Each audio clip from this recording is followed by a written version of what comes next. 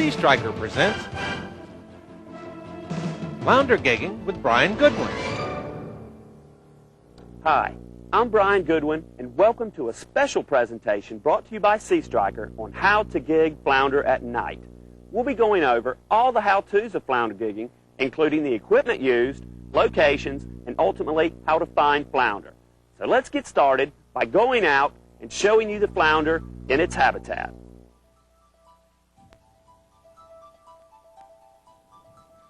See, this is flounder to me. Look, there's a beautiful track right there. Right up ahead, there's an example of a flounder track. It's not real fresh. You can see a few periwinkles crawling around in the bottom of the track.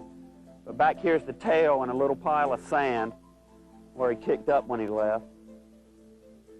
That was a nice 14 or 15-inch flounder there. We came up on this oyster rock here, and looks like there might be a few small flounder laying around it. Matter of fact, there's one right down there. He looks like he's a little too small, maybe a 11 or 12-inch flounder. What I'm going to do, just so you can get a look at what they look like when they take off, I'm going to tap him with the end of my gig just on his tail and make him swim off. And it doesn't take them long once they kick up there.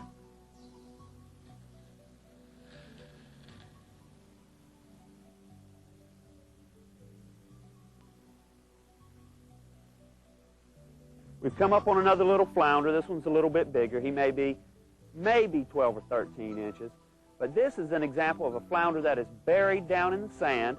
He's kicked up some sand on top of his back, actually kicked up a little shell on his back there, and he blends right into the bottom.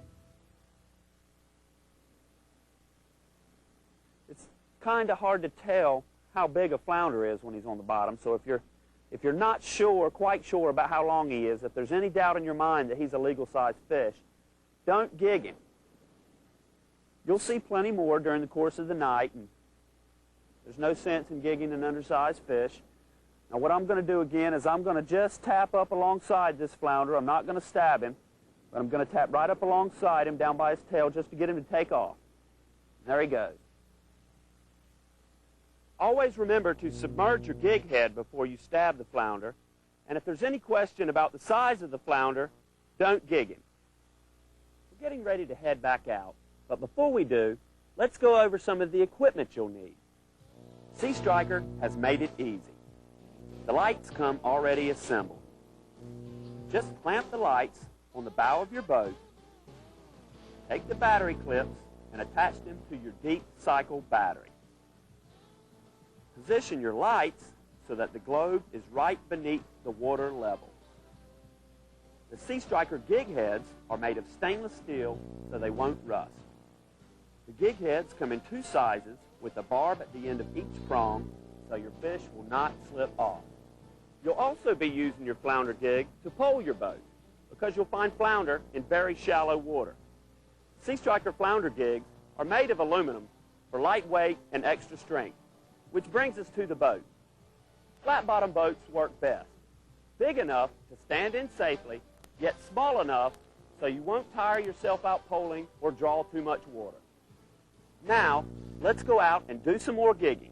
You'll be surprised how simple and fun it can be. We've just come up on one on the edge of this shoal here. He looks like he may be a 15-inch fish. So I want to let you get a good look at him before I gig him now. And always keep in mind to keep your eye on those two little eyeballs. You can always see the flounder's eyes. Lower the gig under the surface of the water, position it right above his head, and make a short thrust right down on the top of the flounder's head. Most of the time, if you gig the flounder right in the head, you won't get a whole lot of fight out of him. That is, he won't do a lot of flipping and flopping. Nice little flounder.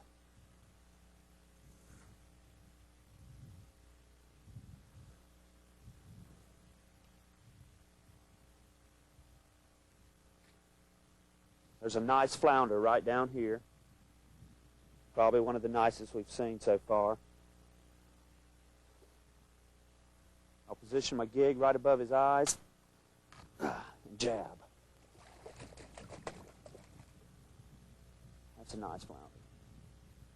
See, I got him right a little behind the eyes that time, but anytime you're above the gill plate in the head, you've done pretty well. When you get in an area or find an area where there's a few flounder, you want to try to keep working in that same area, because flounder are generally a schooling type fish, and where you'll find one or two, you'll usually find 3 or 4 or 5 or 6.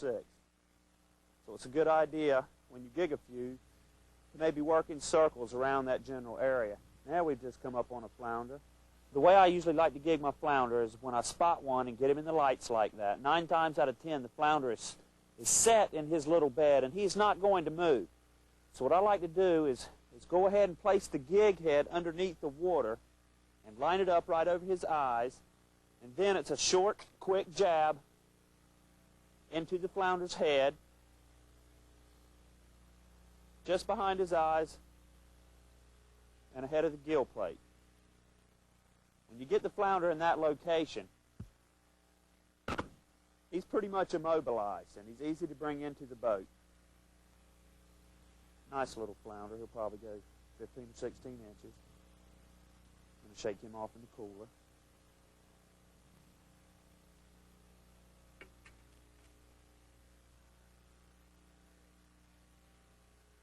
Seem to be a few flounder here. It's good bottom for flounder.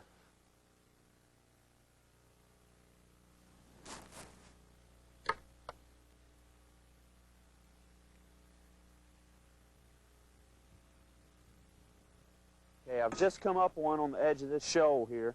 He's probably about 15 inches.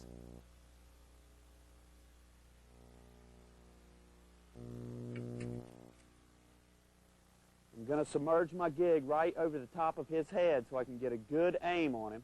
Aiming just behind his eyes.